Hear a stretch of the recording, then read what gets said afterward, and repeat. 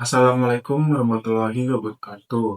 Nama saya Naisa Putra Dewi Pamungkas, rekening 2402011101113 dari kelas MD 201. Di sini saya akan mempresentasikan terkait kelanjutan dari UTS Pasar dan Lembaga Keuangan dengan judul Perkembangan Sektor Jasa Keuangan pada tahun 2022. Masuk ke kondisi pasar modal Indonesia 2022, di mana pasar modal Indonesia menunjukkan pertumbuhan positif dengan kenaikan indeks harga saham dan kapitalisasi pasar didukung oleh lonjakan jumlah investor retail dan emiten baru. Hal ini mencerminkan kepercayaan masyarakat dan investor terhadap pasar modal di tengah ketidakpastian global, di mana kondisi pasar modal Indonesia ini terjadi beberapa perubahan seperti indeks harga saham naik 4,09% menjadi 6,850,62 poin dan jumlah investor retail mencapai 10,31 juta, di mana persentase tersebut naik sebesar 37,68%. Lalu terdapat 71 emiten baru yang tercatat dengan rekor tertinggi.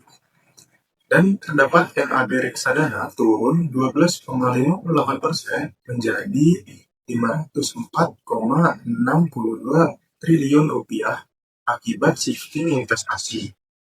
Lalu dana terkumpul dari perhimpunan dana sejumlah 267,73 triliun rupiah.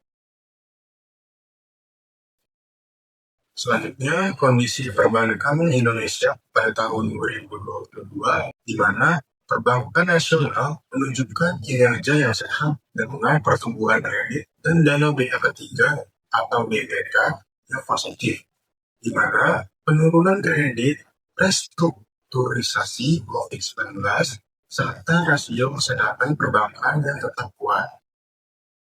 Di 2022 ini, terdapat kredit yang tumbuh 11,16% menjadi 6,347 triliun rupiah. Lalu DPK naik 8,87% menjadi 7,974 triliun rupiah, didorong dengan tabungan dan deposito. Lalu terdapat kredit restrukturasi. Restrukturisasi turun 499,87 triliun rupiah dengan 2,40 juta nasabah. Lalu NPL Plus turun menjadi 2,65%, NIM stabil di 4,70%, ROA 2,40%, CAR 25,49% dengan modal yang kuat. Dengan penerapan Basel 3 dan pengelolaan risiko DPR atau DPRNC. Di sini terdapat beberapa grafik ya, di mana terjadi penurunan nilai gross, NIM menurun, ROA juga menurun, di mana terdapat penampilan baik dari perbankan dan juga dana pihak ketiga. Masuk ke kondisi industri keuangan pada tahun 2022, di mana industri keuangan non-bank atau IKNB tumbuh positif dengan peningkatan pendapatan premi asuransi, pembiayaan indeks, dan aset dana pensiun, serta permodalan yang sehat dan risiko yang terkendali. Nah, kondisi industri keuangan pada tahun 2022 ini diantaranya ada pendapatan premi asuransi yang meningkat, lalu outstanding piutang pembiayaan dan aset dana pensiun tumbuh. Lalu ada pembiayaan vintage PTP lending naik 72,68%, lalu RBC asuransi di atas threshold, gearing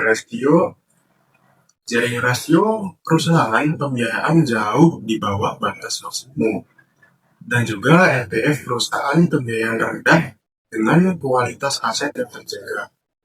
Di sini terdapat grafik ya kenaikan pendapatan premi yang dari 1 Maret 2022 itu 23,5 triliun naik menjadi 280,24 triliun pada Desember 2022. Lalu piutang pembiayaan, hasil dan P itu juga naik dari bulan September ke bulan Oktober tahun 2022. Untuk ABC asuransi jiwa itu naik dari September 2022 dari awalnya 312,79% menjadi 324,34% pada November tahun 2022. Untuk ABC asuransi umum itu dia menunjukkan angka penurunan juga kenaikan, di mana pada September 2022 itu terdapat 467,25%, lalu turun pada Oktober menjadi 464,24% dan naik kembali pada November menjadi 479,88%. Untuk jaringan seluruh perusahaan pembiayaan, dia cukup stabil di angka 2,00 sampai 2,01 pada periode September sampai dengan November 2022.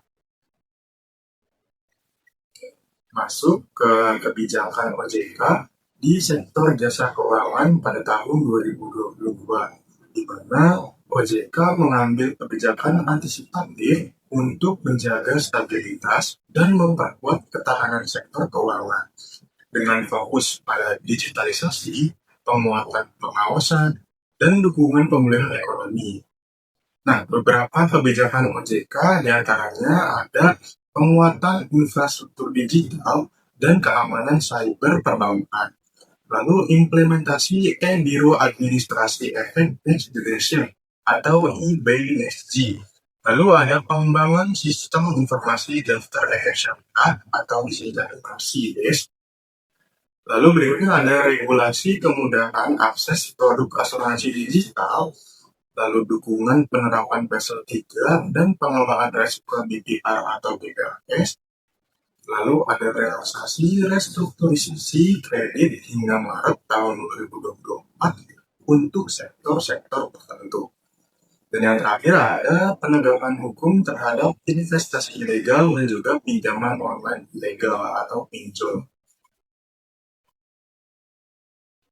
Selanjutnya, program edukasi dan perlindungan konsumen pada tahun 2022, di mana program edukasi keuangan OJK menjangkau jutaan masyarakat dengan berbagai metode, termasuk digital.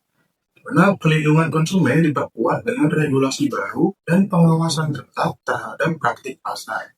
Beberapa program edukasi dan perlindungan konsumen diantaranya terdapat 1.897 kegiatan edukasi dengan 9,1 juta peserta. Lalu ada edukasi melalui talkshow, LES, dan simulog edutainment. Berikutnya ada fokus pada kelompok rentan dan literasi digital keuangan. Berikutnya peraturan OJK nomor 6 tahun 2022 tentang perlindungan konsumen. Lalu optimalisasi internal dispute resolution di perusahaan asuransi. Lalu penindakan 426 iklan produk keuangan yang melanggar aturan. Dan yang terakhir, penanganan 14.764 pengaduan perbankan dan 7.419 pengaduan pasar modal. Ini saya terkait kebijakan OJK tahun 2022 ini, di mana kebijakan OJK sepanjang tahun 2022 dinilai sangat tepat dan responsif dalam menghadapi tantangan ekonomi global dan juga domestik. OJK berhasil menjaga stabilitas sektor jasa keuangan melalui langkah yang antisipatif seperti relaksasi restrukturisasi kredit, penguatan infrastruktur digital, serta pengawasan ketat terhadap entitas ilegal. Upaya peningkatan literasi dan perlindungan konsumen juga terus diperkuat melalui edukasi keuangan yang masif dan regulasi baru. Selain itu, OJK juga mendorong percepatan transformasi digital, tata kelola yang baik, serta inovasi di sektor keuangan.